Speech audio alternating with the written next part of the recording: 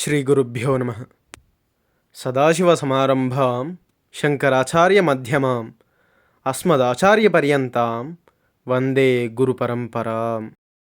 ఒకసారి దీన్ని చూడండి. నేను చేసే వీడియోస్ చూస్తున్నారు కానీ ఎవరు సబ్స్క్రైబ్ చేసుకోవడం లేదు. మీరు చేసే ప్రతి సబ్స్క్రైబ్ నన్ను ఇంకా మోటివేట్ చేస్తూ ఇంకా గొప్ప గొప్ప విషయాల్ని మీ వరకు తీసుకొచ్చే ప్రయత్నం నేను చేస్తూ ఉంటాను. దయచేసి అర్థం చేసుకొని సబ్స్క్రైబ్ చేసి వీడియోని లైక్ చేయండి, నచ్చితేనే చేయండి. ఇక విషయానికి వస్తే 2 గంటల నిరీక్షణ. ఇప్పుడు మీరు వింటున్న సంఘటన ఒక భక్తుడి అనుభవం. మా నాన్నగారికి ఆరోగ్యం సరిగ్గా లేదు, చాలా జ్వరంగా ఉంది. మా కుటుంబ వైద్యులు రామమూర్తి గారు కొన్ని మందులు రాసి ఇచ్చి సంపూర్ణంగా విశ్రాంతి అవసరం, మంచం నుండి కదలడానికి వీల్లేదు అని చెప్పి వెళ్ళిపోయారు. ఆ సమయంలోనే శ్రీమఠం నుండి స్వామివారి ఆజ్ఞతో ఒకరు ఇంటికి వచ్చారు. పరమాచార్య స్వామివారి దర్శనానికి హిందూ పంతుల్ని, అంటే మా నాన్నగారిని రమ్మంటున్నారని తెలిపారు. అవును, అది పరమాచార్య స్వామివారి ఆదేశం. మనస్సు సిద్ధమైంది, కానీ వెళ్ళడానికి శరీరం సహకరించడం లేదు మా నాన్నగారికి. ఇక చివరికి మా నాన్నగారి పరిస్థితి చూసి ఆ వచ్చిన అతను సానుభూతి తెలిపి వెళ్ళిపోయాడు.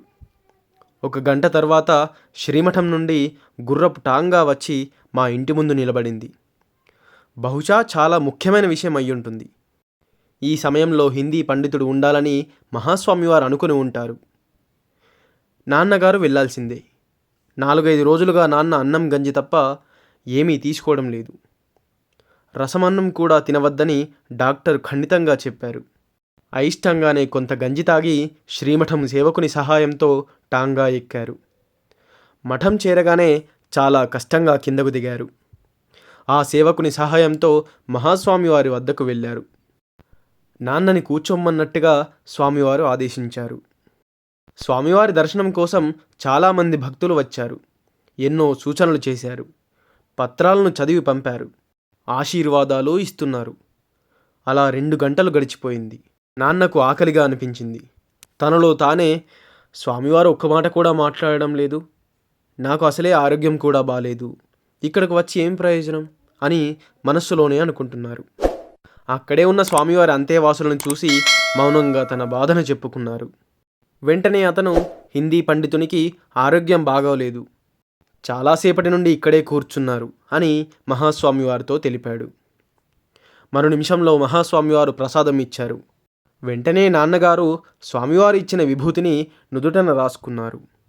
స్వామివారికి ప్రణామాలు సమర్పించి బయలుదేరుతుండగా శ్రీమఠం సేవకులు సహాయం చేయడానికి రాగా, అవసరం లేదు, నేను నడవగలను అని ఎటువంటి ఇబ్బంది లేకుండా నడిచి వెళ్ళి టాంగా ఎక్కి కూర్చున్నారు. ఇంటికి చేరగానే నాన్న గట్టిగా, నాకు ఆకలేస్తోంది, చాలా ఆకలేస్తోంది, ఏమి చేశారు ఇంట్లో అని అడిగారు. డాక్టర్ గారు మిమ్మల్ని కేవలం గంజి మాత్రమే తీసుకోమని మేము చెప్పాము. అతను చెప్పని నాకు భోజనం పెట్టండి అని అన్నారు. నాన్నగారు ఆ రోజు చాలా పుష్టిగా కమ్మని భోజనం చేశారు. సాయంత్రం నాన్నగారిని పరీక్షించడానికి డాక్టర్ ఇంటికి వచ్చాడు. నాన్నగారిని పరీక్షించి, అసలు జ్వరమే లేదు, నేను ఇచ్చినది కాక ఇంకే ఔషధం తీసుకున్నారు అని అడిగారు. మీరు ఇచ్చినదే తీసుకున్నాను అని నాన్నగారు చెప్పారు.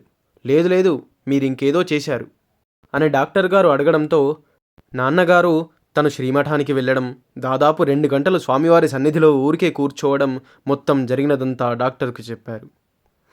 డాక్టర్ గారు ఆశ్చర్యపోతూ, అదీ సంగతి, నేను చెప్పలేదా మీరు ఇంకేదో చేశారని? నేను సరిగ్గానే ఊహించాను. 2 గంటల పాటు స్వామివారి అనుగ్రహ వీక్షణం మీ మీద పడి మొత్తం మీ అనారోగ్యాన్ని పారద్రోలింది. పరమాచార్య స్వామివారు డాక్టర్లకే పెద్ద డాక్టర్. నా వైద్యం మీకు త్వరగా బాగుచేయదు కాబట్టి వారి వైద్యాన్ని కృపా కటాక్ష వీక్షణాల ద్వారా మీ మీద ప్రసరించడానికే మిమ్మల్ని మఠానికి రమ్మన్నారు అని చెప్పారు. ఏమి కరుణ, ఎంతటి కరుణా సముద్రులు! మహాస్వామివారు ఉన్నవైపు తిరిగి మా కుటుంబ సభ్యులందరం చెయ్యెత్తి వేవేల నమస్కారాలు చేశాము. అపార కరుణాసింధుం జ్ఞానదం శాంతరూపిణం శ్రీ చంద్రశేఖర గురుం ప్రణమామి ముదాన్వహం. సర్వం శ్రీ గురుదివ్య చరణారవిందార్పణమస్తు. స్వస్తి. నేను చెప్పే విధానం నచ్చినట్టయితే దయచేసి వీడియోను లైక్ చేసి ఛానల్ని సబ్స్క్రైబ్ చేయండి.